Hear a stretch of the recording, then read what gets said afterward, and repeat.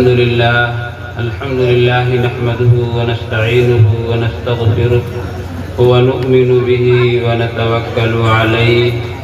ونعوذ بالله من شرور أنفسنا ومن سيئات أعمالنا من يهده الله فلا مضل له ومن يضلله فلا هادي له وأشهد أن لا إله إلا الله وحده لا شريك له وأشهد أن محمدًا عبده ورسوله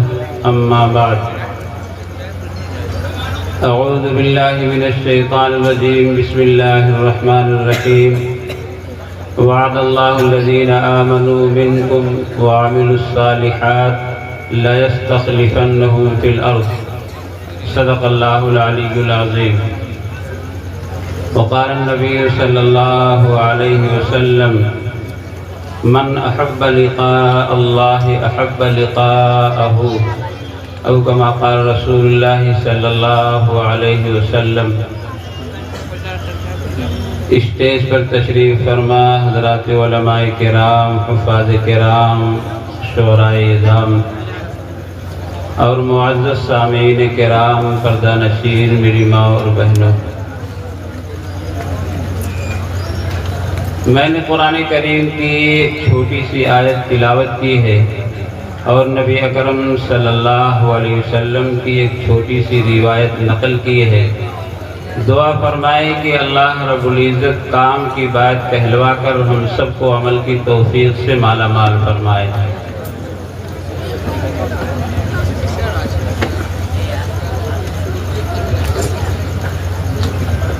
میں نے قرآن کریم کی جو آیت تلاوت کی ہے، اس آیت سے میں آپ کو جو بات بتانا چاہتا ہوں، خاص طور سے ایک ہفتے کے اندر ملک کے جو حالات اس وقت بنے ہوئے ہیں اور مسلمان جن حالات سے گزر رہا ہے،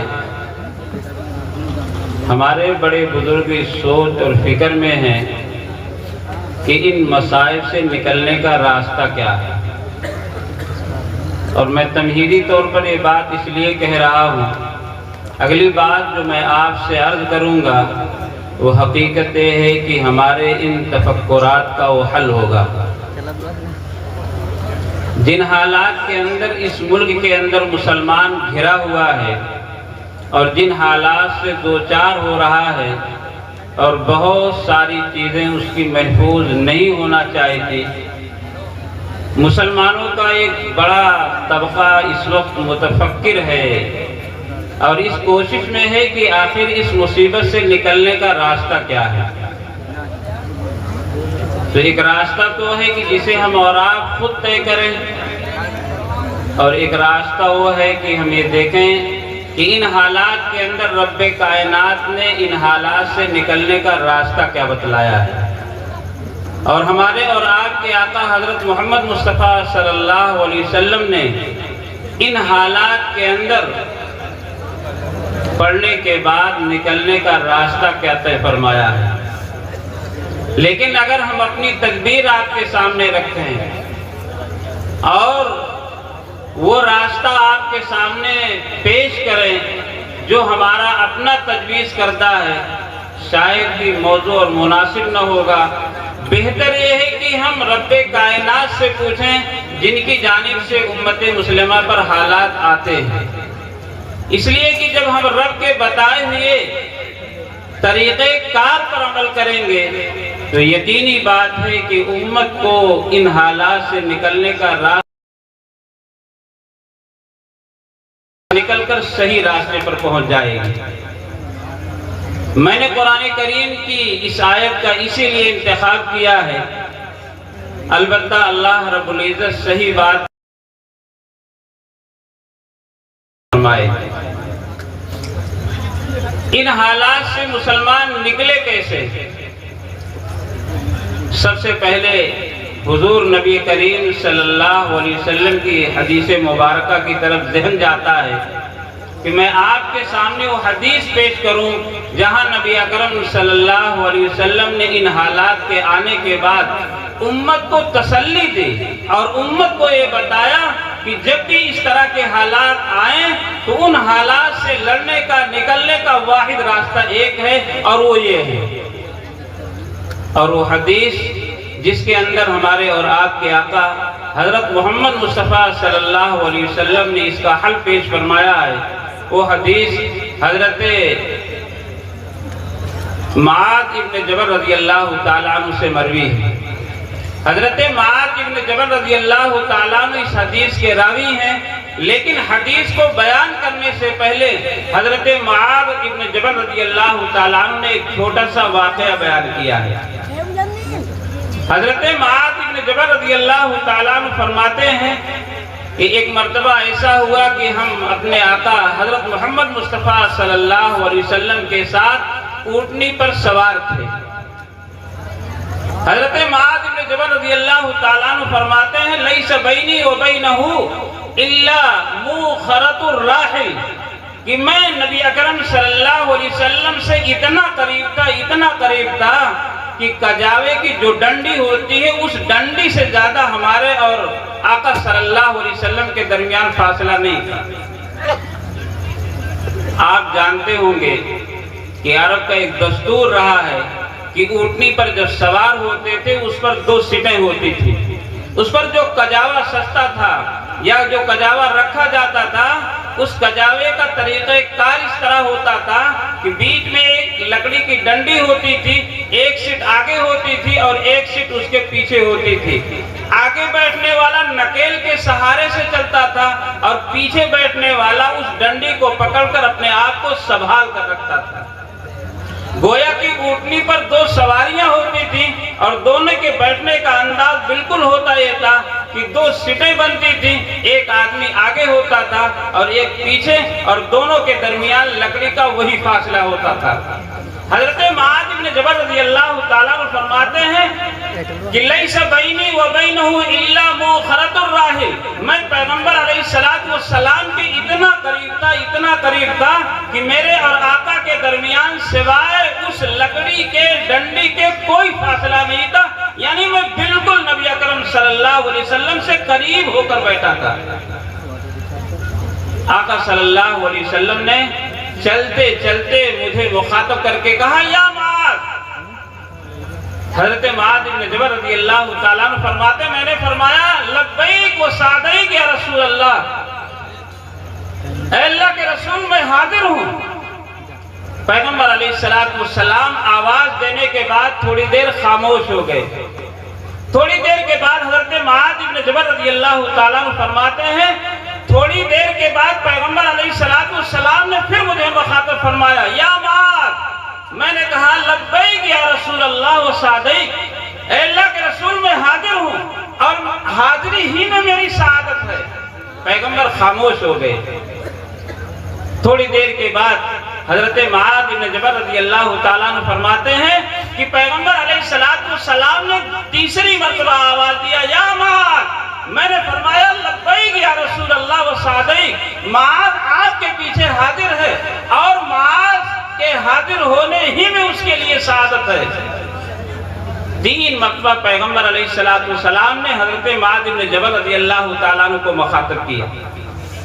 اب سوال پیدا ہوتا ہے کہ حضرت معاذ پہلے سے بتا رہے ہیں کہ میں پیغمبر علیہ السلام کے ساتھ سفر میں ایک ہی سواری پر سوار تھا، میرے اور آقا کے درمیان سوائے لکڑی کے ڈنڈی کے کوئی فاصلہ نہیں تھا، جبکہ اتنی بلند آواز سے یا معاذ کہہ کر اسے بلایا جاتا ہے جو دور کا آدمی ہو۔ پیغمبر کے میں بالکل قبر کے پاس بیٹھا ہوں، پیغمبر کے جسم اطہر سے ملنے میں میرے اور پیغمبر کے درمیان سوائے لکڑی کے کوئی فاصلہ نہیں، لیکن پیغمبر مجھے 3 مرتبہ مخاطب کر کے کہہ رہے ہیں یا معاذ یا معاذ یا معاذ، اور میں ہر مرتبہ جواب دے رہا ہوں لبیک یا رسول اللہ، لبیک یا رسول اللہ، لبیک یا رسول اللہ۔ اب آپ اندازہ لگائیے پیغمبر کے کمر سے بالکل حضرت معاذ چپک کر بیٹھے ہوئے ہیں اور کمر سے لگ کر بیٹھے ہوئے ہیں۔ پیغمبر آواز لگا رہے ہیں، حضرت معاذ جواب دے رہے ہیں، پیغمبر سماعت فرما رہے ہیں، پھر سکوت فرما رہے ہیں، پھر حضرت معاذ کو آواز دے رہے ہیں، حضرت معاذ جواب دے رہے ہیں، پیغمبر سن رہے ہیں۔ تو اب بات ذہن میں آتی ہے جب پیغمبر سے حضرت معاذ اتنا قریب ہے، پھر بار بار پیغمبر حضرت معاذ کو آخر آواز کیوں دے رہے ہیں؟ حضرات علماء کرام نے لکھا ہے کہ انبیاء علیہ السلام کا خاصہ رہا ہے اور نائب ہے،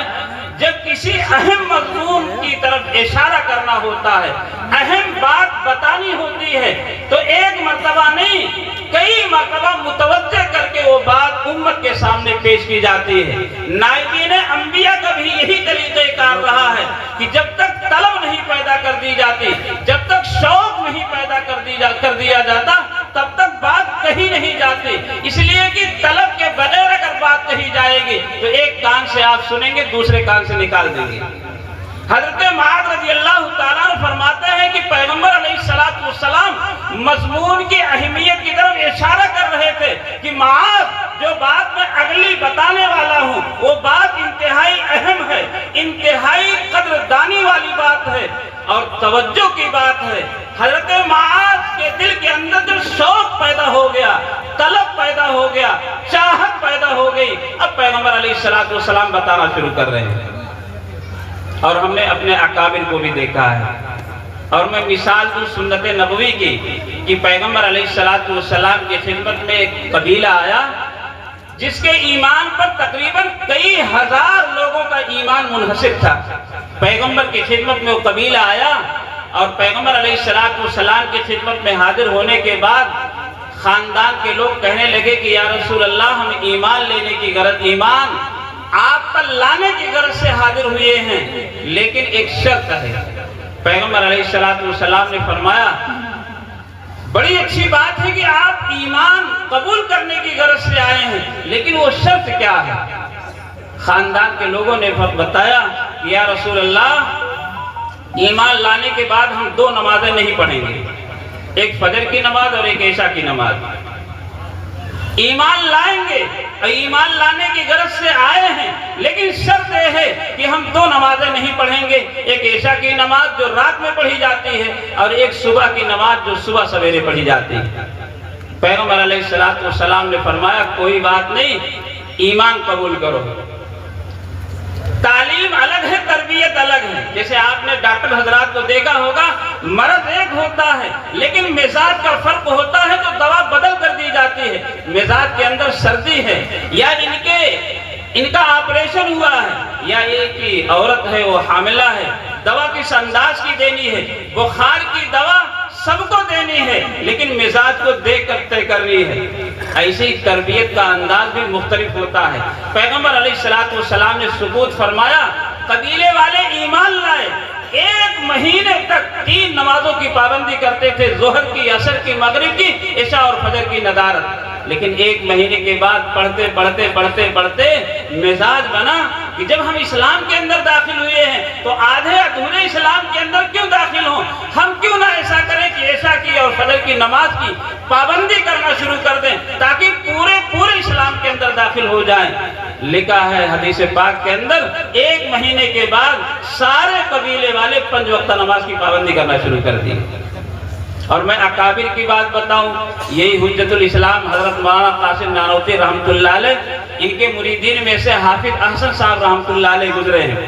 حافظ احسن صاحب رحمۃ اللہ علیہ کا جو زمانہ ہے یہ انتہائی لحیم شہیم نوجوان تھے، حضرت کی خدمت میں آئے، حضرت سے مرید بھی ہو گئے، لیکن ان کا انداز کیا تھا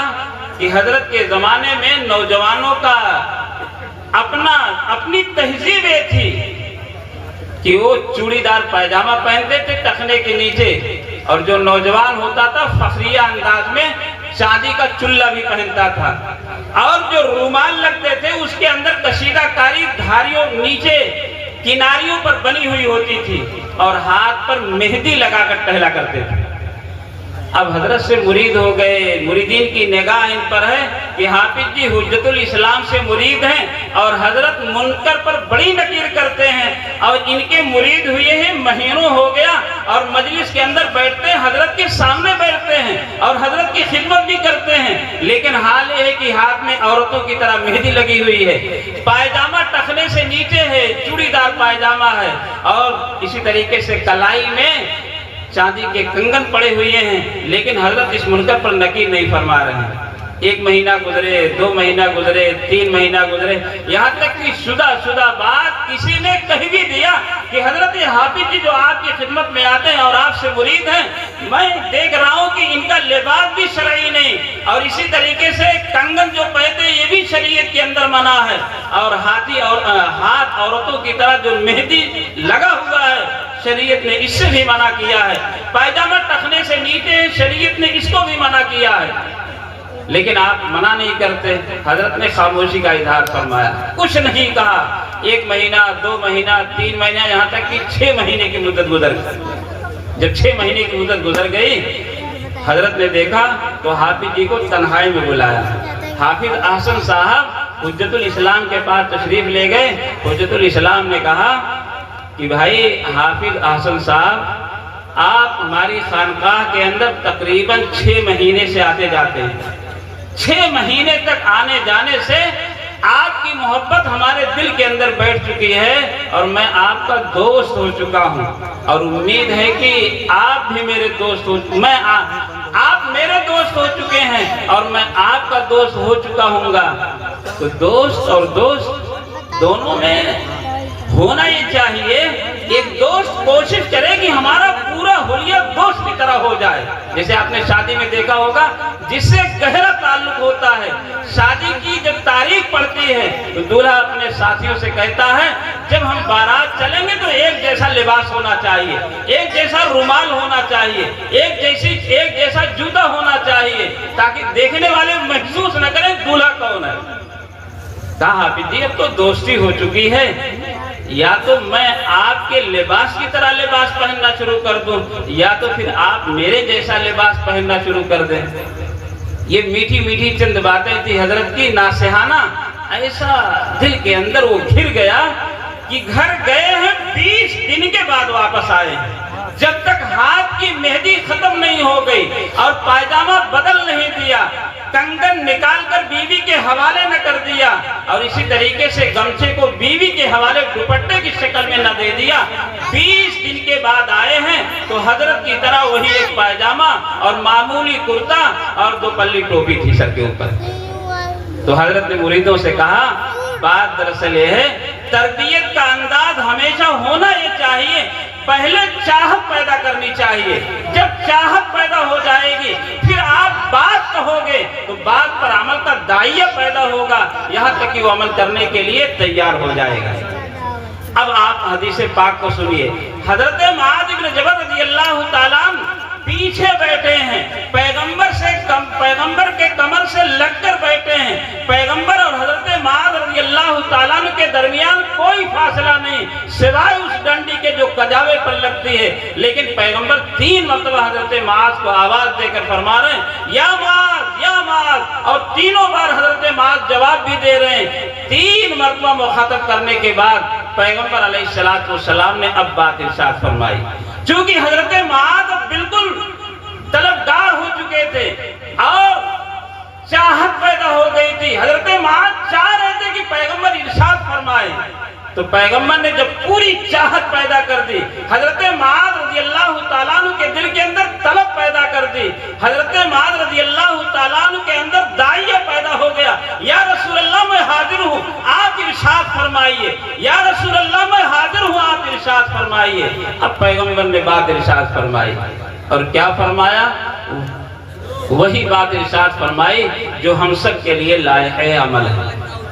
حضرت معاذ رضی اللہ تعالیٰ عنہ سے پیغمبر نے ارشاد فرمایا کہ معاذ کیا تم جانتے ہو ما حق اللہ علی العباد، کیا آپ جانتے ہیں کہ اللہ کا بندوں پر حق کیا ہے؟ حضرت معاذ رضی اللہ تعالیٰ عنہ صحابی ہیں، فرمایا اللہ و رسولہ عالم، اللہ اور اس کے رسول زیادہ جانتے ہیں، یا رسول اللہ آپ ارشاد فرمائیے۔ حضرت معاذ رضی اللہ تعالیٰ عنہ سے پیغمبر علیہ السلام نے ارشاد فرمایا، یعبد اللہ ولا یشرکوا بہ شیئا۔ حضرت معاذ، اللہ کی عبادت ایسی کرو کہ اس کے اندر شرک کا شائبہ تک موجود نہ ہو۔ اللہ کی عبادت ایسی کرو، نہ اس کے اندر شرک جلی ہو، نہ اس کے اندر شرک خفی ہو۔ شرک جلی سے بچنا آسان ہے، لیکن شرک خفی سے بچنا بہت مشکل ہے۔ اور شرک خفی کی اگر ہم تفسیر کریں تو ہم اور آپ اپنے گریبان میں منہ ڈال کر دیکھیں گے تو پتہ ہی چلے گا کہ ہم بھی اس کے شکار ہیں۔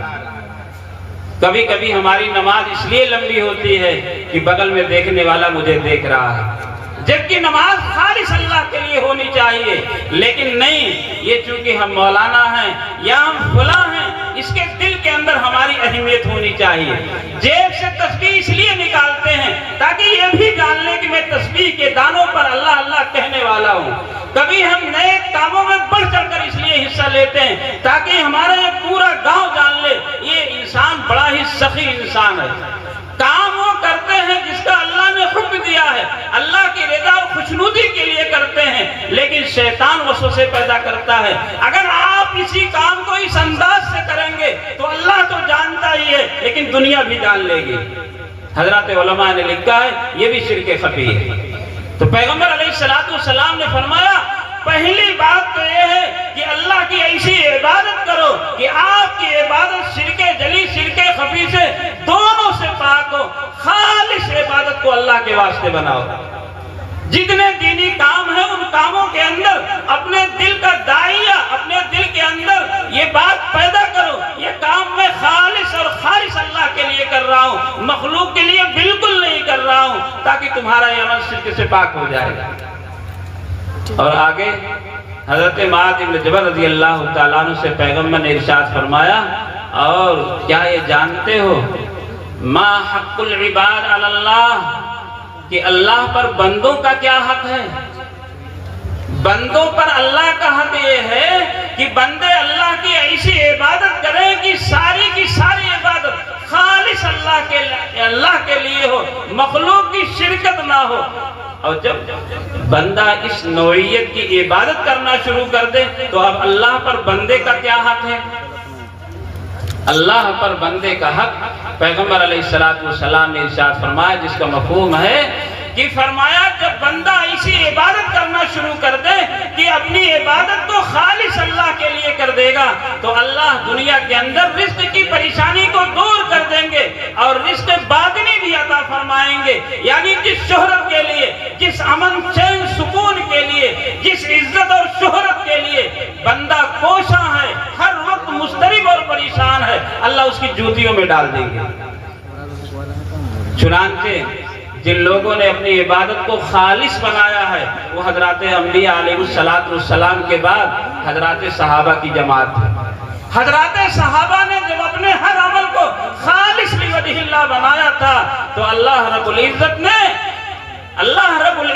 دنیا کے اندر رزق کے اندر فراخی کے ساتھ ساتھ ان کو عزت مرحمت فرمائی، بہت سارے علاقوں کو بغیر مقابلہ کے مفت میں ان کے حوالے کر دیا۔ قیصر و کسریٰ جس کا ڈنکا بجتا تھا، تخت تاج کرسی سب مسلمانوں کے حوالے کر دیا، اور آج کا مسلمان انہی علاقوں کا نام لے کر کہتا ہے کہ یہ سعودی ہمارا ہے، مصر ہمارا ہے، فلسطین ہمارا ہے، فلاں ہمارا ہے، فلاں ہمارا ہے، لیکن ان کے حاصل کرنے میں مسلمانوں کے جو مضبوط قدم وہاں پڑے ہیں۔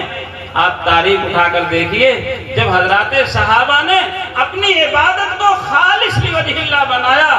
تو حکومتوں نے اپنی حکومت کو مسلمانوں کے حوالے کر دیا، بغل لڑیں گے۔ آج حالات آتے ہیں مسلمان پریشان ہوتا ہے، پیغمبر علیہ السلام فرماتے ہیں پریشان ہونے کی ضرورت نہیں ہے، آپ اپنے رب کو منانے میں لگ جائیے، اللہ پوری دنیا کو آپ کے قدموں میں ڈال دے گا۔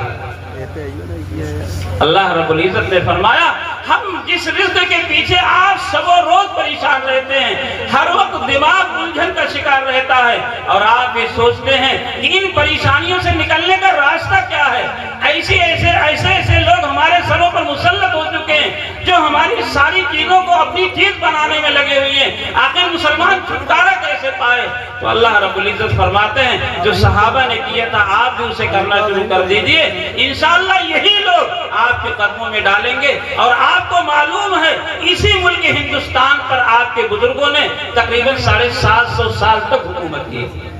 آپ کہاں بھولے؟ وہی نہیں، یہاں بھی حکومت کیا ہے، لیکن مسلمان جب اسی عبادت سے روگردانی کیا ہے تو اللہ نے صرف حکومت نہیں چھینی ہے، عزت و جاہ و جلال مرتبہ سب چھین لیا۔ تو پیغمبر علیہ السلام نے فرمایا رزق کی تنگی کو بھی دور کریں گے، اور رزق باطنی سے مراد عزت، مرتبہ، شان و شوکت، روب، دبدبہ، یہ ساری کی ساری چیزیں جو آج نکل چکی ہیں ہم پھر اسے واپس کر دیں گے۔ شرط ہے یعبد اللہ ولا یشرکوا بہ شیئا، تم اپنی عبادت کو خالص لوجہ اللہ بناؤ۔ ہاں، پیغمبر علیہ السلام نے فرمایا مسلمان جب اللہ سے ملنے کی چاہت پیدا کرتا ہے تو اللہ رب العزت چاہتے ہیں یہ بندہ کب مجھ سے مل جائے۔ من احب لقاء اللہ احب لقاءہ، جب بندے کے دل کے اندر ایک خواہش بڑھتی ہے کہ کاش اللہ رب العزت سے میری ملاقات ہو جائے، اللہ مجھ سے راضی اور خوش ہو جائے، میں چپ کے اپنے رب کو منانا شروع کر دوں، تو اللہ رب العزت فرماتے ہیں میرا بھی جی چاہتا ہے کب میرا بندہ میرے پاس آ جائے۔ تو ہم کوشش یہ کریں کہ حضرت معاذ بن جبل رضی اللہ تعالیٰ عنہ کو پیغمبر علیہ السلام نے جو بات بتائی ہے، اللہ کرے ہم سب مسلمان اس کے پابند بن جائیں۔ ہاں، ہم اپنی عبادت کو خالص لوجہ اللہ بنائیں، اور ہماری مسجدیں جو ویران ہیں، ہمارے مدرسے جو ویران ہیں، ہم کوشش یہ کریں کہ انشاءاللہ ہم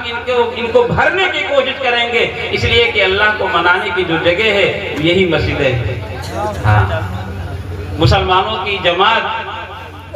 مخالفین کے مقابلے میں جب اتری تھی، ایک زمانہ تھا کہ فوج کا سپہ سالار رات میں میٹنگ کر کے پوچھتا ہے کہ مسلمانوں کی تعداد سے کہیں زیادہ ہماری تعداد ہے لیکن ہم غالب کیوں نہیں آ رہے ہیں؟ تو جنرل نے ایک بات بتائی تھی، میں شارٹ کٹ میں بات آپ کو بتا رہا ہوں۔ جنرل نے پورا تجربہ یہ بتایا مسلمانوں کی جماعت و جماعت ہے کہ دن کے اجالے میں گھوڑے کی پیٹھ پر دشمن کا اگر مقابلہ کرتے ہیں تو یہ مسلمان رات کو چپ کے مسلح کی پیٹھ پر کھڑا ہو کر اپنے رب کو منانے کی کوشش کرتا ہے۔ اور صحابہ کی طرح آج بھی مسلمان دن میں اپنے مد مقابل کے اگر آ رہا ہے تو رات کو چاہیے کہ مسلح پر کھڑے ہو کر اپنے رب کو منائے، اور رب جب مان جائے گا، رب کی خوشنودی حاصل ہو جائے گی تو انشاءاللہ دنیا بھی بنے گی اور آخرت بھی بنے گا۔ اللہ رب العزت ہم سب کو عمل کی توفیق مرحمت فرمائے۔ 20 منٹ کا وقت ملا تھا، وقت پورا ہو چکا۔ اللہ رب العزت ہم سب کو عمل کی توفیق سے مالا مال فرمائے۔ آمین و آخر دعوانا۔